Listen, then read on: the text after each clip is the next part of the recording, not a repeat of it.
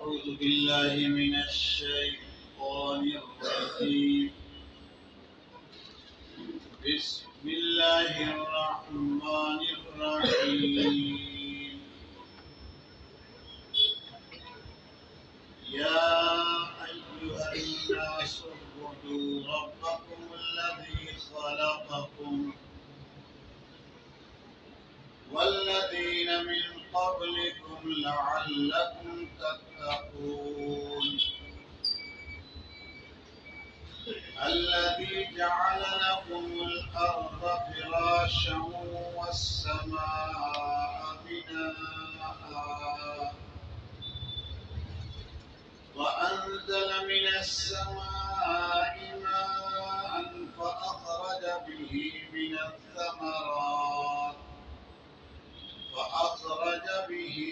الثمرات رزقا لكم فلا تجعلوا لله أندادا وأنتم تعلمون. وإن كنتم في ريب مما نزلنا على عبدنا فأتوا بسورة من مثله وادعوا شهداءكم من دون الله إن كنتم صادقين. فإن لم تفعلوا ولن تفعلوا فاتقوا النار التي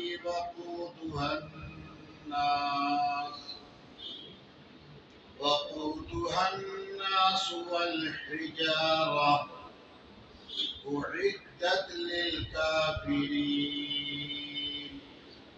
صدق الله العظيم. یا ایھا الناس، اے لوگو، اعبدو، عبادت کرو، ربکم الذی خلقکم، اپنے پروردگار کی جس نے تم کو پیدا کیا، والذین من قبلکم، اور ان لوگوں کو بھی جو تم سے پہلے ہوئے ہیں، لعلکم تتقون، عجب نہیں کہ تم پرہیزگار بن جاؤ۔ سورۃ البقرہ پارہ نمبر 1، پارہ کے اعتبار سے یہ تیسرا رکوع شروع ہو رہا ہے۔ اس کی پہلی آیت کا ترجمہ آپ کے سامنے پیش ہوا ہے۔ پچھلا 2 رکوع جس میں اللہ تعالی نے تمام انسانوں کو 3 گروہ میں 3 قسموں میں تقسیم کیا۔ ایک وہ جن کو اللہ تعالیٰ نے ذکر کیا، الذین یؤمنون بالغیب والذین یؤمنون بما انزل الیک، اور دوسرا گروہ اور دوسری قسم انسانوں کی وہ جو ازلی طور پر، دائمی طور پر ہمیشہ اللہ کے باغی منکر، ان کا ذکر اللہ تعالیٰ نے ان الذین کفروا سواء سے کیا۔ اور تیسرا گروہ اور تیسری قسم ان انسانوں کی جو بے توفیق، بد نصیب، عاقبت کی تباہی کیے ہوئے، دنیا میں ذلت اور رسوائی کا سامان اپنے لیے اکٹھا کر رکھا ہے، اللہ تعالیٰ نے ان کا ذکر کیا، وَمِنَ النَّاسِ مَن يَقُولُ آمَنَّا بِاللَّهِ سے لے کر إِنَّ اللَّهَ عَلَى كُلِّ شَيْءٍ قَدِيرٌ تک۔ قرآن کریم کی پہلی سورت جس کو ابھی 4 رکعت کی فرض نماز میں ہم نے ہر رکعت میں تلاوت کی، امام سے سنا، سورۃ الفاتحہ۔ اس میں اللہ تعالیٰ نے اپنے بندوں سے ایک دعا کرائی، ایک دعا کرنے کی اللہ تعالیٰ نے توفیق دی، اہدنا الصراط المستقیم، اے رب سیدھے راستے پر چلائیے گا، اس راستے پر چلائیے گا، اس ہائی وے پر چلائیے گا جو آپ کی مرضی کے مطابق ہو، آخرت کی ابدی دائمی کامیابی تک پہنچانے والا ہو۔ یہ دعا وہاں ہوئی سورۃ الفاتحہ میں۔ جب سورہ بقرہ شروع ہوئی اللہ تعالیٰ نے کہا ذالک الکتاب لا ریب فیہ، میرے بندے جو تم نے مانگا ہے اس راستے پر چلنے کے لیے، قانون اور اپنی مرضی کا کلام ہم تم کو ایک کتاب کی شکل میں دے رہے ہیں جس میں کوئی شک و شبہ کی گنجائش نہیں۔ یہ ہدایت نامہ تمام انسان و جناتوں کے لیے۔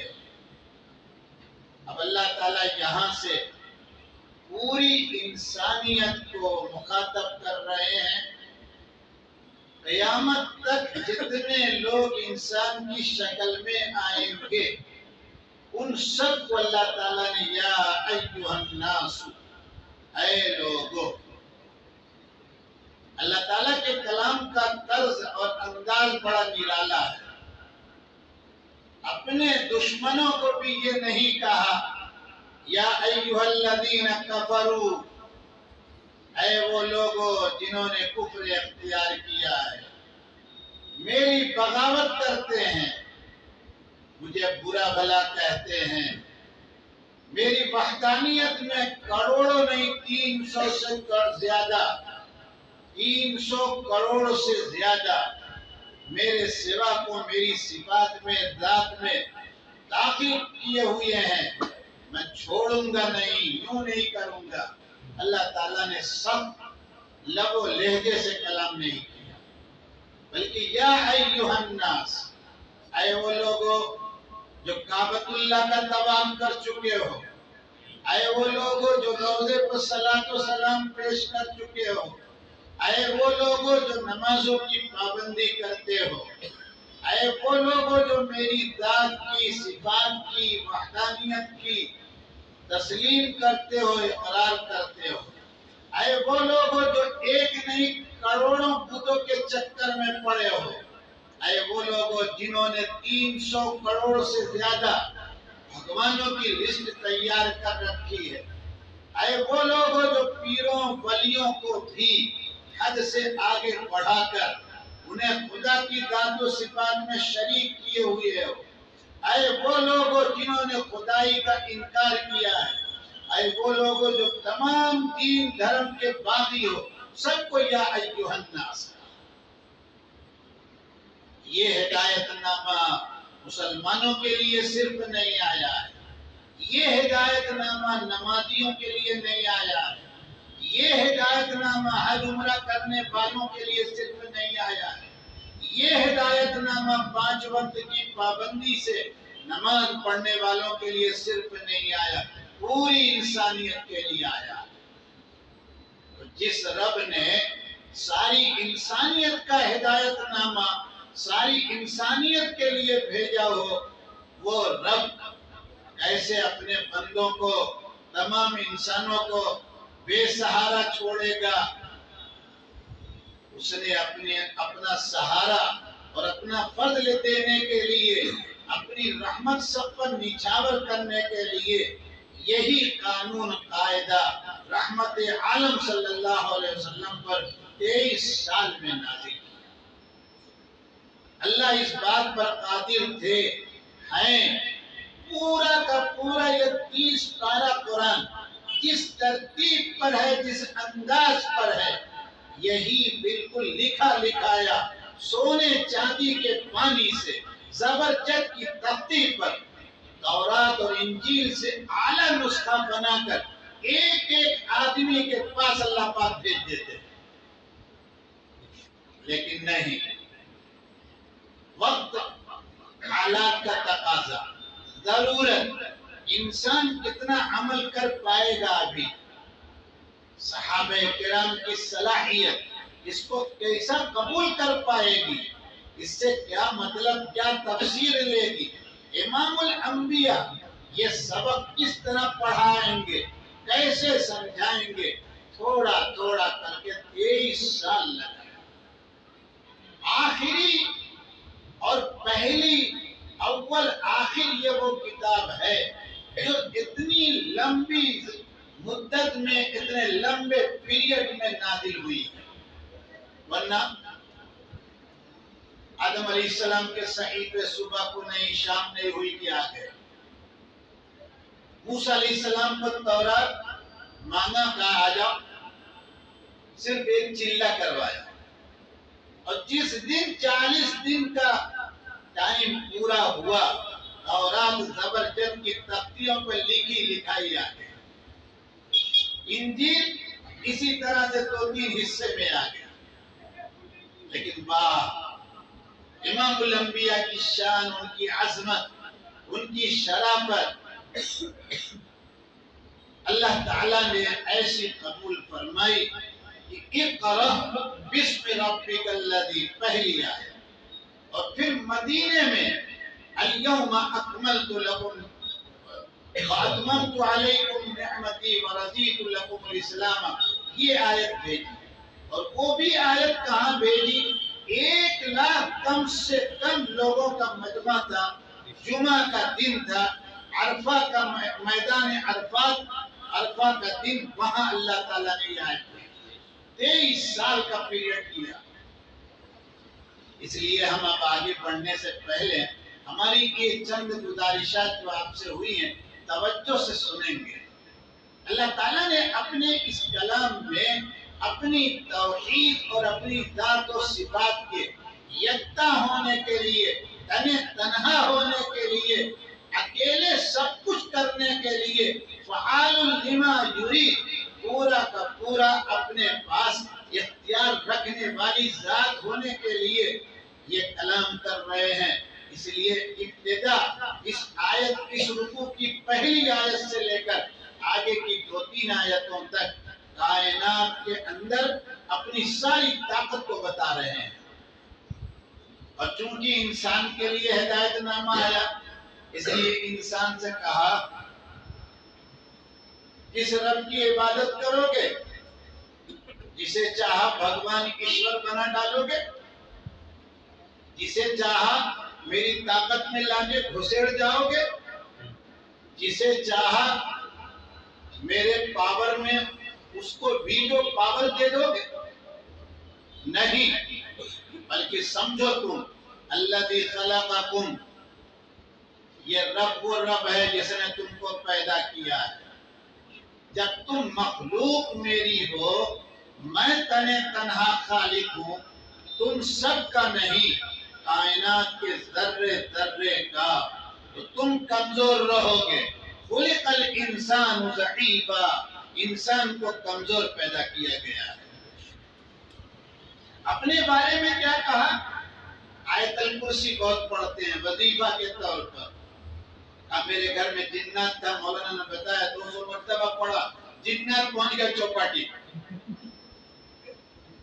آیت الکرسی، وظیفہ اور جنات بھگانے کے لیے آئی ہو، کوئی کہے میں انکار کرنے کی ہمت نہیں رکھتا، وہ جانے اس کا کام جانے۔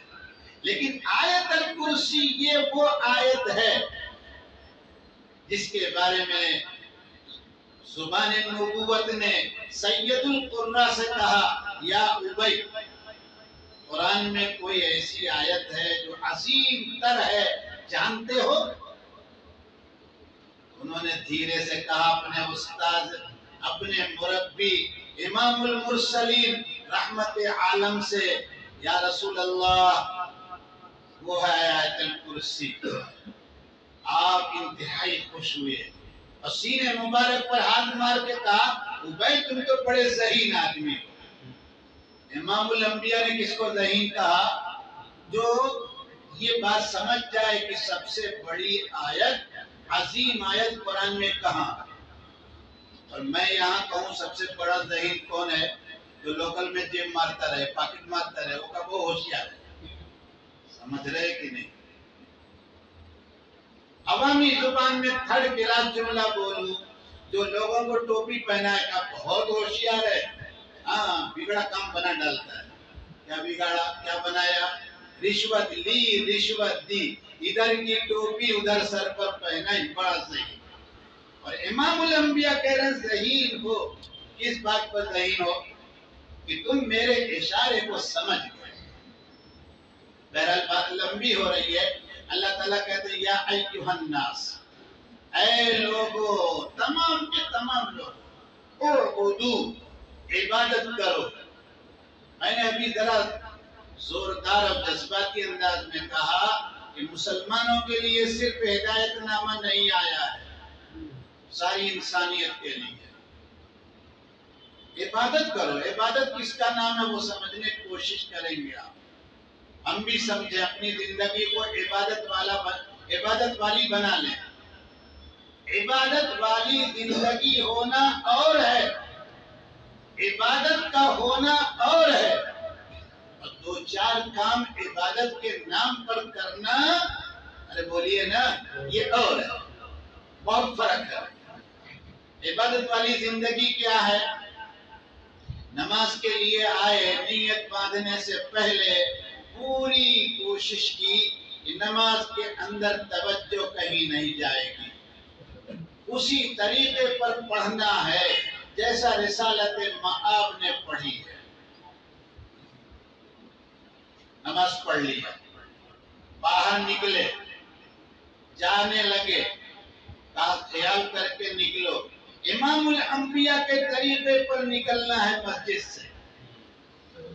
گھر پہنچے، دکان پر پہنچے، امام الانبیاء کا جو طریقہ اسوہ حسنہ ہے وہ اسی طریقے میں، اسی طریقے پر گھر میں لوگوں سے ملیں گے، دکان پر اسی طرح معاملہ کریں گے، آفس کی ڈیوٹی بھی اسی طرح کریں گے۔ یہ پورا جیون جو ہے صبح کا شام سب عبادت ہے۔ اگر اس کا نام عبادت ہے کہ 4 رکعت فرض تو بڑی اچھی پڑھ لی، خشوع کے ساتھ، خضوع کے ساتھ، لیکن بیٹی کا نکاح، بیٹے کا نکاح جو بھی ہو رہا ہے وہ غیر شرعی طریقے پر ہو رہا ہے، تو بتائیے عبادت ہو رہی ہے؟ عبادت کر کے آئے ہیں؟ جنازہ اٹھا تو کہا کہ نہیں، یہ کرنا ہے، وہ کرنا ہے، ادھر کرنا، ایسا کرنا، سارے غیر شرعی کام کرتے چلے جا رہے ہیں، یہ عبادت ہو رہی ہے؟ اس لیے اعبدو، عبادت کرو۔ دو چار کام میں یہ مطلب سمجھ میں نہیں آئے گا۔ کیوں؟ یہ ہے فعل امر، جمع کا صیغہ۔ اے تمام انسانوں، ہدایت نامہ دے رہا ہوں اس لیے آج سے تم کو اپنے جیون کو میرے حکم آدیش کے مطابق ہی گزارنا ہے۔ اور یہ کوئی مشکل نہیں ہے، مشکل ہم نے بنایا ہے۔ کیوں؟ شرعی طور پر کوئی کام کیا جائے، غیر شرعی طور پر کیا جائے، دونوں میں وقت بھی لگتا ہے، دونوں میں بدن کی طاقت بھی لگتی ہے، دونوں میں مال بھی خرچ ہوتا ہے۔ بس فرق کیا ہوا؟ ایک اللہ کے کہنے کے مطابق ہے تو یہ سارا خرچ اور ساری محنت مقبول ہوگی، ہر ایک پر ثواب ملے گا، اجر اللہ تعالیٰ بڑھا کر دیں گے، اور دوسرا جو ہوگا وہ ایسا کام ہو جائے گا کہ یہاں بھی خرچ اور تباہی بربادی، آخرت میں کچھ ملنے والا نہیں ہے۔ اگر اللہ کا غضب آیا تو مواخذہ ہو کر رہے. تو اے لوگوں عبادت کرو. ربکم الذی خلقکم. رب تربیت ایک حالت سے دوسری حالت میں لے جانا اس انداز سے کہ جس چیز کو لے جایا جا رہا ہے اس کو کوئی تکلیف کا احساس نہ ہو. یہ ہے تربیت. بچہ پیدا ہوا مبارکبادی مل رہی ہے سب. اللہ تعالیٰ نے دنیا میں آنے سے پہلے اس کی ماں کا پہلے ذہن بنا دیا.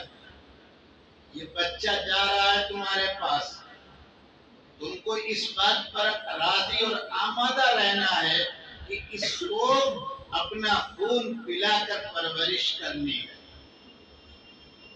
یہ پہلی بات ادھر سے آ رہی ہے. اب وہ تیار ہے. گھنٹہ 2 گھنٹہ ہوا, بچے نے اونٹ ہلایا, آنکھیں کھولی, چینچا کرنا شروع کیا. اماں کرے تو کیا کرے, کیونکہ خیال تو اللہ تعالیٰ نے ڈال دیا ہے, لیکن ابھی دودھ آیا. بولو نا,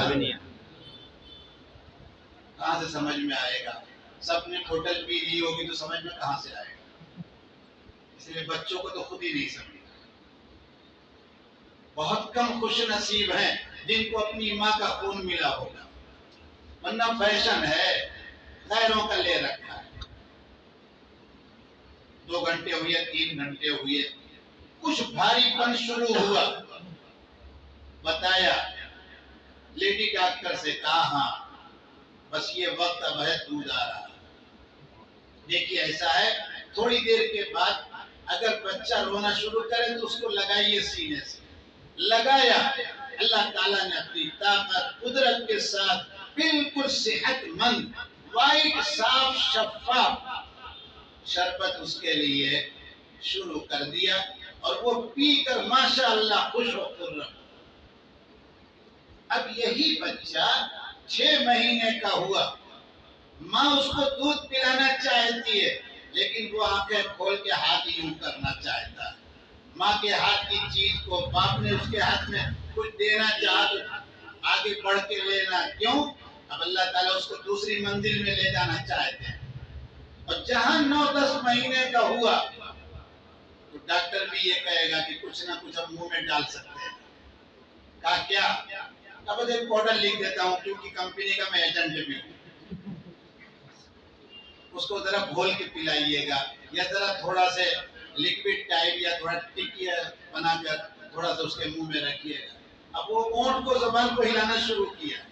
پہلی حالت جو تھی پیدائش کے دن 6 مہینہ پہلے, آج کی حالت کیا دونوں میں لڑائی ہوئی؟ دونوں میں کوئی بات بگڑی؟ یہی وہ رب ہیں جو یہاں سے یہاں تک لے کے آئے. ایک دن ماشاءاللہ 16 سال کا ہو گیا. باپ نے دادا نے کہا کیا گھر میں بیٹھا رہتا ہے, جہاں کہیں سے اچھا سا گوشت لے کے آ. مسلمان کا تو مطلب ہے کہ اس کے دسترخوان پر گوشت ہونا چاہیے. وہ گیا لے کے آیا. ارے کیا لایا تو ہڈی سب لے کے آیا ہے. بولا آپ کو کیا خبر ہے, بڑی لذت ہے, دیکھیے گا. اور جب دسترخوان پر آیا تو اس نے پیالہ کھول کر کتاب کھول کے چبانا جو شروع کیا تو دادا بھی انگلی دبا کے بیٹھے ہیں. ایسا دانت مضبوط ہے اس کا, ماشاءاللہ, مبارک. ڈاکٹر داؤد کی ضرورت نہیں پڑے گی. یہ 3 مرحلے آ گئے, نہیں سمجھ رہے. اس کے بعد یہی اب 40 سال میں جا رہا ہے, اور 45 اور 50 میں جا رہا ہے. کہیں بغاوت ہوئی, کہیں لڑائی ہوئی, کہیں کوئی بات ہوئی. یہ ہے رب, نہیں سمجھ رہے. ایک دانہ ڈالا گیا تھا, وہ سڑ جاتا زمین میں, اور کتنے دانے اس زمین میں سڑ چکے ہیں, کچھ وجود ان کا کہیں نہیں ہوا. لیکن ماشاءاللہ جو آپ نے دیکھا, کسی کا بھی کھیت خوبصورت گیہوں کا, دوسری فصلوں کا, آپ نے کہا اللہ کا شکر ہے, دیکھو کیسی پیداوار ہے. تو دانے سے یہاں تک لانے والی ذات رب ہے. اب اس رب کو پہچان لیا آپ نے, غور سے سنیے گا جو کہنے جا رہا ہوں. تو وہی اللہ کا بندہ ہے. کیا ہے؟ ملک کے قانون میں وہی مسلمان ہے. اور جو نہیں مانا وہ اللہ کا بندہ ضرور ہے، نافرمان. اب ملک کے قانون والے اپنے طور پر اپنا ٹھیکہ لے کے جو چاہیں لکھ لیں. ہم نہیں کچھ کہیں گے، آپ اپنے کو لکھو. ہم آپ کو کافر کہہ رہے ہیں، ان کو کافر کہے کو ہم کہیں گے؟ ہماری زبان کافر کہنے کے لیے نہیں آئی ہے. ہماری زبان تو کہنے کے لیے یہ آئی ہے، آؤ اس کلام کی طرف، چلو اس رب کی طرف جو رحمت عالم کا مربی ہے، رحمت عالم پر اپنے کلام نازل کرنے والا ہے. آؤ وہ کلام پڑھو. رب کی حیثیت، رب کی طاقت، خالق کی پہچان اسی کلام سے تم کو ہو کر رہے گی. ٹھنڈے دل سے پڑھو تم اسے. الذی خلقکم، جس نے تم کو پیدا کیا، تم سے پہلے والوں کو پیدا کیا. اب یہ جو تم سے پہلے کہا نا، ذرا توجہ سے سنیے گا، بڑی اہم بات ہے. مجھ سے پہلے میرے باپ کو، میرے دادا کو، پردادا کو، نگر دادا کو، دانیال سنگھ کو، ہمارے وہ ہیں جنہوں نے اسلام قبول کیا. وہاں تک ہم چلیں گے، اوپر تک چلے جائیے. جس نے آدم اور حوا کو پیدا کیا، قرآن کو کبھی ہاتھ نہیں لگایا. قرآن کو دہشت گردی کی کتاب کہتے رہے، قرآن کے خلاف قانون بناتے رہے، طاقت لڑاتے رہے. کہا معلوم ہے قرآن ہی میں مسلمانوں کی کتاب میں. میں نے کہا یہ جملہ غلط ہے آپ کا، ٹھہریے. مسلمانوں کی کتاب نہیں ہے، انسانوں کی کتاب ہے. آج سے کیا کہیے گا اس کو؟ انسانوں کے لیے ہدایت نامہ. انسانوں کے لیے میری کتاب کو جلا دیا. ارے مسلمانوں کی کتاب کو جلا دیا، دھارمک کتاب کو. ارے پکڑو اس کو، ارے دوڑاؤ. کچھ نہیں، کائے کو چلا رہے ہو بلا وجہ؟ اپنی انرجی کائے کو برباد کر رہے ہو؟ مسلمانوں کی کتاب نہیں ہے یہ، انسانوں کا ہدایت نامہ ہے. جلانے والا ہے انسان نہیں ہے. اگر وہ جلانے والا انسان ہوتا تو پہلے کہتا کہ لاؤ 10 منٹ اس ہدایت نامہ کے ایک ایک پوائنٹ پر غور کر لیں. اور جنہوں نے غور کیا، آج بے شمار لوگ ہیں، وہ کہتے ہیں کہ جب ہم غور کرنے بیٹھے تھے، اس کے اندر کمی اور عیب تلاش کرنے کے لیے، تو لگا کہ میرے دروازے، میرے دل پر جو تالا لگا ہوا تھا گمراہی کا، وہ کسی نے طاقت سے کھول دیا. یہ کھولنے والا کون؟ اللہ کی وہ ذات جو تمام انسانوں کی رب، جو تمام انسانوں کو پیدا کرنے والی. تو کیا کہہ رہا تھا میں آپ سے عرض کر رہا تھا؟ قبلکم والذین من قبلکم. تو وہ تو کبھی پڑھنے والے ہیں نہیں، سمجھنے والے نہیں. لیکن یہاں پر اپنا آکڑا چلا دیا لال بجھکڑ کی طرح. لال بجھکڑ کا قصہ سنا ہے آپ نے؟ تفسیر میں سنا دوں وہ بھی آپ کو، تاکہ آپ سمجھیں کہ اس وقت دنیا میں بہت لال بجھکڑ ہے. ایک شخص تھا، اپنے گاؤں میں، علاقے میں سب سے بڑا عقل مند مانا جاتا تھا. ایک آدمی اندازہ اس کو نہیں چلا، کنویں میں گر پڑا. لوگوں نے شور مچایا، فلاں کنویں میں گرا. نکالو. کا کیسے نکالے؟ تو گاؤں کی جو پبلک تھی وہ لال بجھکڑ ہی کو اپنا سب سے بڑا عقل مند مانتی تھی. دوڑے ہوئے سب لال بجھکڑ کے یہاں گئے. صاحب کنویں میں فلاں آدمی گر گیا، کیا کیا جائے؟ لال بجھکڑ نے کہا ٹینشن لینے کی ضرورت نہیں، میں آتا ہوں. یہ ترکیب میرے پاس ہے. لوگ انتظار کرتے رہے، وہ بیچارہ بہرحال اسی میں ڈوبتا اوپر نیچے ہوتا رہا. لمبی سے ایک ڈور لی لال بجھکڑ نے، زور سے نیچے پھینکا. اس کو اپنی کمر میں مضبوطی سے باندھ لے، اور جب باندھ لینا تو بولنا. اس نے باندھا تو کہا باندھ لیا. کہا باندھ لیا. کہا جوانوں سے کھینچو. آگے باہر ہو گئی بات. 2-4 دن گزرے تھے، ایک ناریل کی جھاڑ پر چلا گیا. شوق آیا ہوگا اس کو ناریل توڑنے کا. اب نیچے جب دیکھتا ہے تو اس کو خوف اور ڈر ہے کہ کیسے اتروں گا تو گر جاؤں گا. بچے کہیں گے کہ مولانا آپ کو کیا خبر، آج نئی نئی اسٹائل آ گئی ہے اوپر سے نیچے آنے جانے کا. وہ بات بالکل تمہاری صحیح ہے، لیکن اس وقت کی بات ہے جب لال بجکڑ تھے دنیا میں، اور ابھی بھی لال بجکڑ بہت ہے. تو لوگوں نے کہا صاحب یہ اتر نہیں پا رہا ہے، کیا کیا جائے؟ کہا کوئی بات نہیں ہے. کہا یہ ڈور لایا لے آئے، کہا اس کو زور سے پھینکو. اب بھائی جب یہ ڈورے ہاتھ میں پہنچ جائے نا تو کمر سے باندھ لینا. کمر سے باندھ لیا. کہا باندھ لیا؟ کہاں باندھ لیا؟ جوان اس کا زور سے کھینچو. کھینچا تو کہاں گیا؟ نیچے آیا ہمیشہ کے لیے. لوگوں نے کہا، اس کے باپ نے کہا کہ لال بجکڑ یہ کیا حرکت کی آپ نے؟ کہا بھائی دیکھو کنواں سے نکالا تھا ایسے ہی نا. اب کنواں سے نکالنا اور ہے، اوپر سے نیچے لانا. یہی لال بجکڑ لوگ ہیں جو قرآن کبھی تو نہیں پڑھتے، لیکن کیا کہنے لگے، توجہ سے سنو. ہم اپنے بچوں کو سنانے کے لیے اتنا وقت ان کا لیتے ہیں. کہنے لگے کہ مسلمانوں کے خدا کہتے ہیں والذین من قبلکم، اور رب میں ان لوگوں کا بھی ہوں جو تم سے پہلے ہیں، جن کو میں نے پیدا کیا تم سے پہلے والوں کو. پہلے والے کون ہیں؟ لال بجکڑوں نے کہا پہلے والے وہ ہیں جو پہلے بندر کی شکل میں تھے.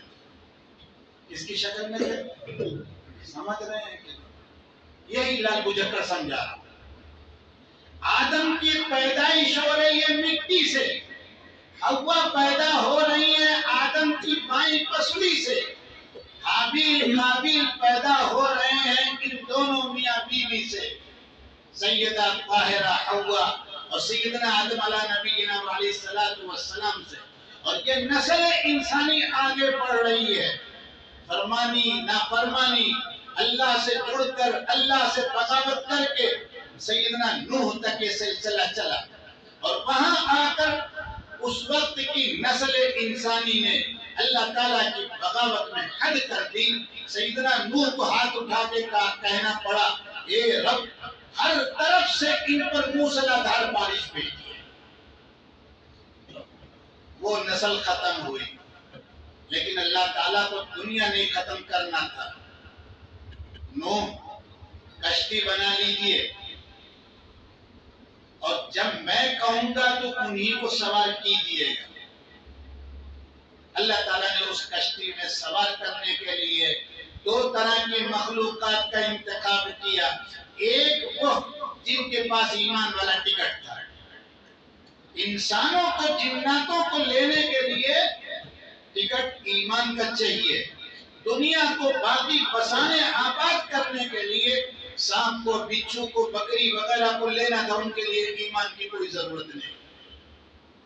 اسی لیے کل میدان حشر میں ساری مخلوق آئے گی، لیکن جنت اور جہنم میں معاملہ جو طے ہوگا وہ انسان و جناتوں کا.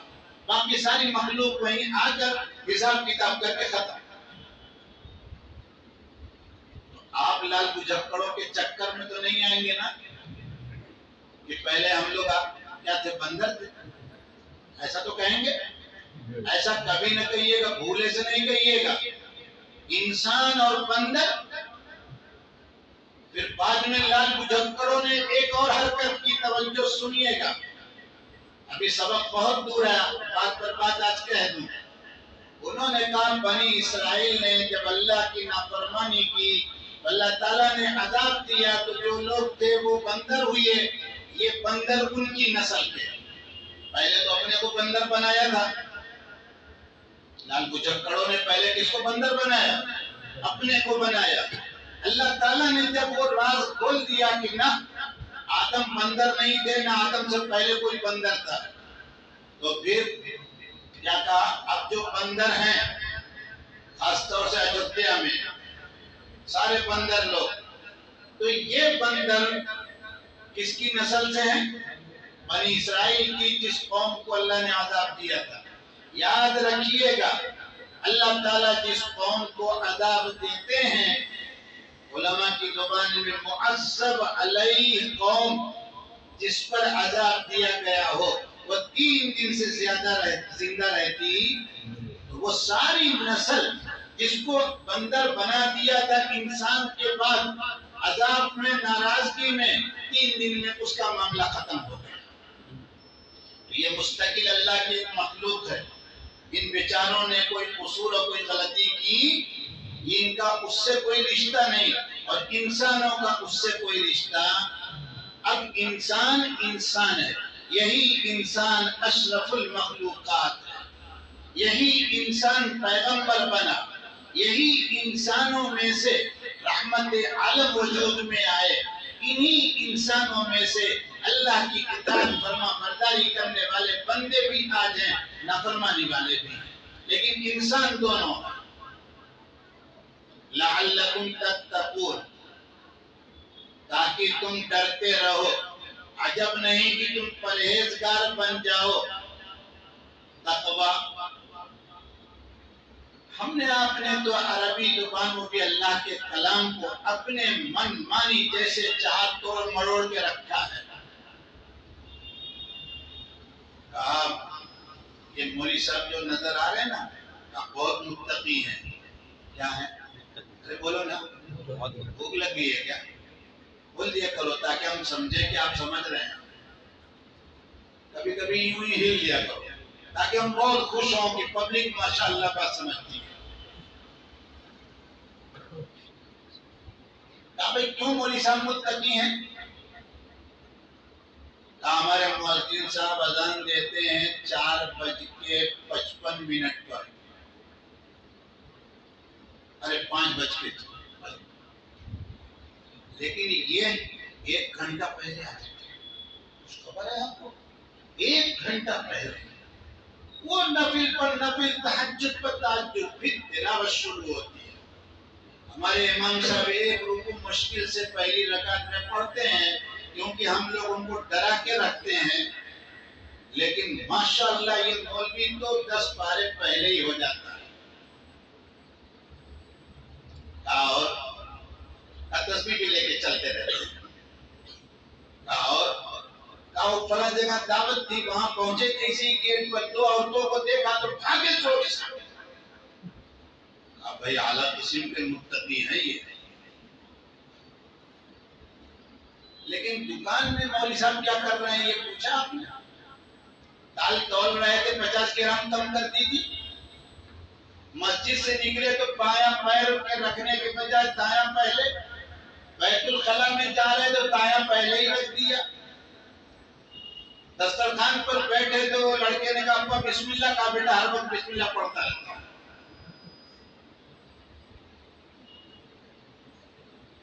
یہ تقوی نہیں، کچھ پرسنٹیج خوبیوں کے ہیں، باقی سب خالی خالی۔ تقوی کیا ہے؟ آپ سے ملنے کے لیے وہ آئے تو دل میں پہلے خیال پیدا ہوا کہ اپنے بھائی کی خیر خبر لینا نیکی کا کام ہے یا نہیں نیکی کام ہے، خیریت پوچھوں، اللہ کو راضی کرنا ہے اور کوئی دنیا کی غرض تو اللہ یہاں۔ بیوی کے پاس گئے تو کہا کہ نہیں، اپنی جنسی ضرورت سے کوئی مطلب نہیں، اللہ کا حکم، ہمارے پیغمبر کا طریقہ۔ بیٹے بیٹیوں کو، نواسوں نواسیوں کو محبت سے دیکھا، گود میں اٹھایا، کہا ہمارے پیغمبر اپنے نواسوں سے بڑی محبت کرتے تھے۔ اکثر حسنین کے لبوں پر اپنا لب مبارک رکھ دیا کرتے تھے۔ بازار میں پہنچے، دکان پر پہنچے، کسٹمر آئی یا آیا، اس کی طرف نظر نہیں اٹھائی، 50 گرام کم کے بجائے 100 گرام زیادہ دیا۔ اللہ نے کہا ہے تول پوری کرو، زیادہ دو۔ شبہ کا مال آنے لگا، کہا نہ اس کی کوئی ضرورت نہیں۔ ہر وقت اللہ دھیان ہے، ہاہنا قلب کہ تقویٰ یہاں ہوتا ہے، یہاں نہیں ہوتا۔ اب عجب نہیں کہ تم بچ جاؤ، ڈرتے رہو، ترجمہ کیا گیا۔ بس اسی پر بات پوری کروں۔ 3 تفسیر ہے۔ جب تم اپنے رب کو تسلیم کرو گے، اس کی عبادت کرو گے تو گناہوں سے بچو گے۔ عبادت کرنے والا گناہ کرتا نہیں، اور جب تم اپنے رب کے کہنے پر عبادت کرو گے تو وہ عبادت قبول ہو جائے گی۔ اس لیے تم دوزخ سے بچتے رہو۔ حضرت مولانا تھانوی نے یہی تفسیر کی ہے۔ اور جب تم اپنے رب کا پورا دھیان رکھ کر گزارو گے تو اب تم پرہیزگار بن جاؤ گے۔ ایسے پرہیزگار بن جاؤ گے کہ اللہ کے فرشتوں میں تمہارا تذکرہ شروع ہو جائے گا۔ جبرائیل اس سے محبت کرو، میں محبت کرتا ہوں۔ جبرائیل نے وہ بات نیچے کہی، وہ نیچے کہی۔ اب پتا چلا کہ ایک وقت آیا ہے شیر اور کتے بھی، سانپ بچھو بھی محبت کرنے لگے، لیکن سمجھ میں نہیں آیا کہ کیسے محبت کرتے ہیں۔ تقوی کی وجہ سے، اپنے رب کو رب ماننے کی وجہ سے، پیر بننے کی وجہ سے نہیں۔ لیکن ہم کو جب خبر ہوئی کہ اس محلے کا خطرناک کتا سامنے آ گیا تھا اور تم ہلاتے ہوئے چلا گیا، تو کہا یہ آسمان کو اڑنے والے پیر صاحب۔ زیادہ وقت ہو گیا، انشاءاللہ زندہ بسلامت کل ملاقات ہوگی، کل کا درس ہوگا۔ دعا کرتے رہیے، اللہ تعالی ہم کو اور آپ کو عمل کی توفیق عطا فرما دے۔ اسی نیت سے، اسی جذبے سے آپ سے بات کہنے والا کہتا ہے، اس دھیان سے کہ اپنے کو بھی عمل کی توفیق ہو جائے۔ ہماری نسلیں بھی محتاج ہیں، آپ کی بھی ہیں۔ اس وقت ہم کو اور آپ کو اپنی اور اپنے نسلوں کی بھرپور حفاظت کی ضرورت ہے۔